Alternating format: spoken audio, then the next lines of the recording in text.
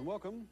If you set out to create the typical Aussie girl who was pretty and fresh and bright and open, full of life and full of fun, I think you'd finish up with Olivia Newton-John.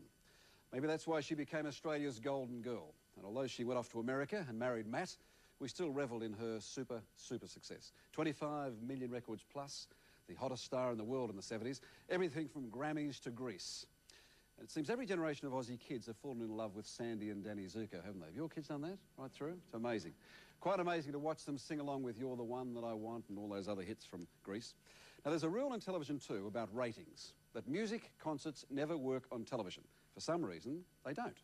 Everyone from Mick Jagger to Bruce Springsteen have tried and failed in the ratings. There used to be only two exceptions to that rule. Elvis, if he came back, he'd probably rate, and Olivia Newton-John.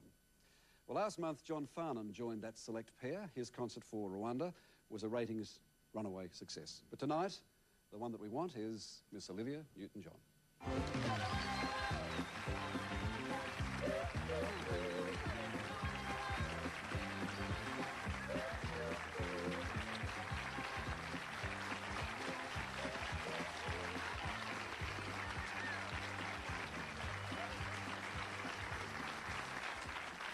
Welcome.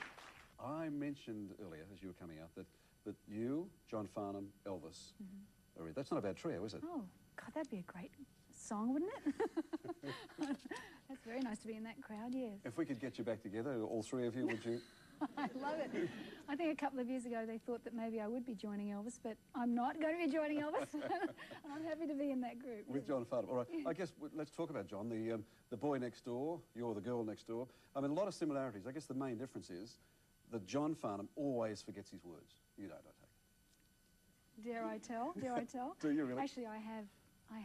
It's very embarrassing. In fact, it's always been a kind of phobic thing, at least when I used to perform live, which I haven't done for years. But it used to be that when Until tonight. Until tonight, of course.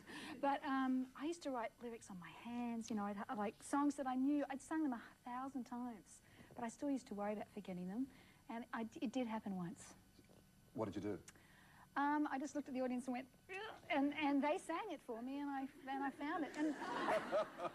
And after that, it kind of broke the ice, and I wasn't as afraid after that. Nerves? You're not nervous? Singing? I used to be. I mean, I haven't done it in a long time. I actually enjoy singing now, but I haven't performed live, apart from that one concert I did with you recently. I haven't done a concert in 10 years, really, apart from maybe 4 songs. Well, something like I Honestly Love You, I suppose, was that the biggest hit of yours? I think that, and You're the One That I Want, probably, the Grease songs were probably the largest, and Physical, of course. Or Physical, of course. Did you really, honestly, win a Hayley Mills lookalike contest here in Melbourne? I did. Hayley Mills, why?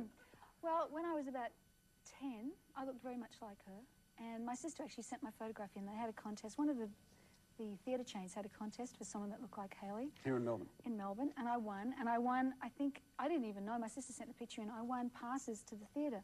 But they were very clever because you couldn't go on weekends and you couldn't go on the holidays. So when can a 10-year-old go to the movies? I think I went once or something. But that was my first showbiz experience, actually. But given your dad was a professor and your mum's dad was a Pulitzer Prize winner, I mean a Nobel Prize winner, and so on, I mean there must have been a pressure for you to go into academia rather than to show business.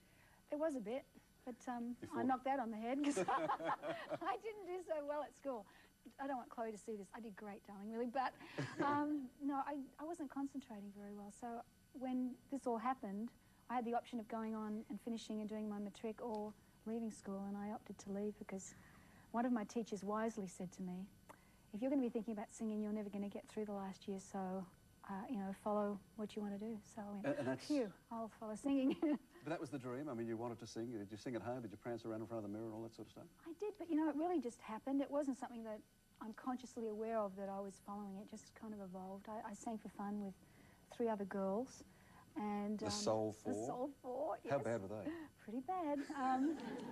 They were great girls. I'd love to see them again. I haven't seen them in so many years. And, but we used to sing in trad, we used to sing in the trad clubs, you know, go down and sing down by the riverside and all that stuff, really out of tune.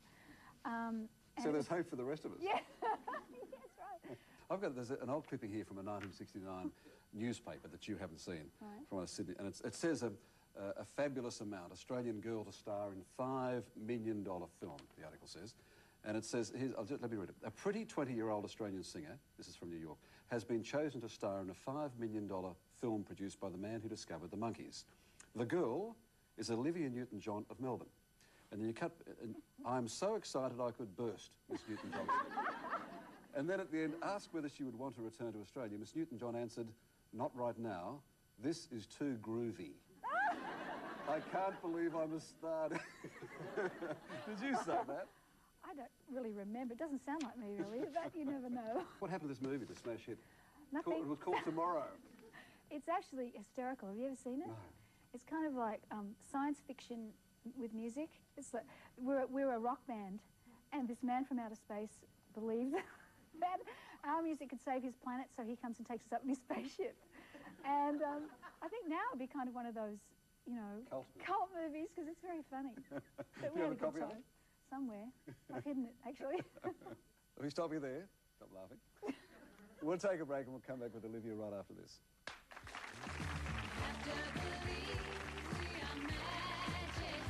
All right, now listen, true confession time.